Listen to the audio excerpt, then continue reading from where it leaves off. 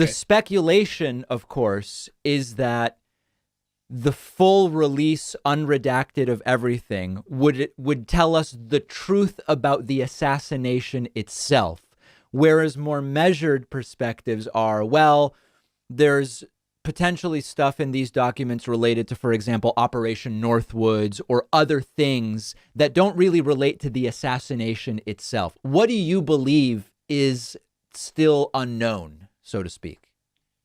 Well, I think what we learned from the disclosures in the 1990s is that the official story that some guy came out of nowhere and shot the president for no reason, that story's false. Lee Harvey Oswald, the man accused of doing the killing, was very, very well known at the upper ranks of the CIA. So in my perspective, some people say, and people, it's a plausible argument, it's a fair argument, that they're hiding all of this stuff, but there's nothing really important in there, nothing really germane to the assassination itself. Right. Okay. That's a plausible argument, but I don't believe it for a couple of reasons. Okay. One, if you look at how much was hidden before now, the agencies lose the presumption of innocence because every step before this, secrecy has hidden highly significant information. So to say the last round of secrecy does not involve highly significant information, of course it's possible. I haven't seen the records. But based on the past history, I don't think that that's warranted. Okay. The second thing is that these records could, I'm not going to say they're going to rearrange our understanding of the assassination. People have deeply felt beliefs about the assassination and may not change their mind no matter what the evidence. But I think that there is evidence that will change, decisively clarify, I guess I would put it that way. So, for example, what do I think is in there? I think is evidence that shows that a certain group of CIA officers targeted Lee Harvey Oswald for operational purposes before the assassination. And if that's true, that could well be part of a conspiracy to kill the president. So I think that will it show, what happened in Dealey Plaza? These records will not shed new light on what happened in Dealey Plaza. What they will shed new light on is what the CIA knew about the accused assassin and the circumstances of the assassination before and after Kennedy was killed. That's where we see evidence of malfeasance or misconduct. And that's what these records could decisively show. Okay, so let's explore that a little bit. So one very black and white story that some tell is the CIA ran an operation, directed Lee Harvey Oswald to assassinate John F. Kennedy. Okay, that's one story.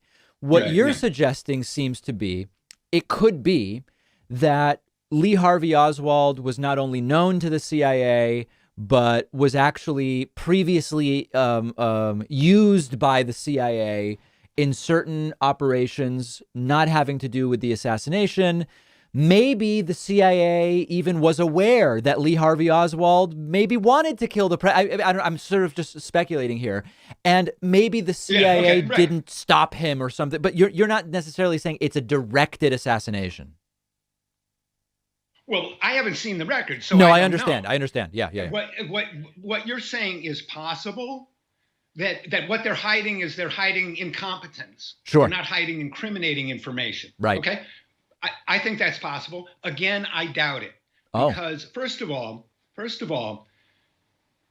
if that was the feeling inside the CIA, like, we screwed up, we missed this guy, we should have, we could have, you might see some trace of that mentality in the records. Okay. There is no evidence to confirm that in the available record that's why they are doing what they are doing. So that's one reason why I doubt it. Nobody in the CIA has ever said, we screwed up about Oswald. If you look at their behavior, it is much more consistent with this guy is part of a covert operation that we cannot talk about. And so what I'm saying is I think there's an undisclosed CIA operation around Oswald whose purposes we don't know and whose purposes the CIA does not want to disclose. From there, if that's true, we will have a better understanding of how to assess the conspiracy question. So you're right. I'm not jumping to conspiratorial conclusions because I have not seen the records. The CIA has seen the records. The thing is true if they wanted to exonerate themselves, if they said, we screwed up, right? We weren't guilty of anything negative about the president, but we did screw up in a certain way. They're free to say that. But David, when they've blown the deadline twice, my strong impression is they do not want to comply with the law. There's a law about the assassination of the President of the United States, and they don't want to comply with it. So what does that tell you? That tells you, I think, that we need to be skeptical about exonatory or, exonerating the CIA before we see all the evidence. Yeah, I mean, I can really see it both ways, because even if it is mere incompetence, from everything I know about the CIA and American intelligence agencies, it is plausible to me that even if it's incompetence and not incriminating, that they would go to any length in order to hide that. I mean, that to me, that motive alone to me does not necessarily put me in the same mindset that it sounds like maybe you're in on it.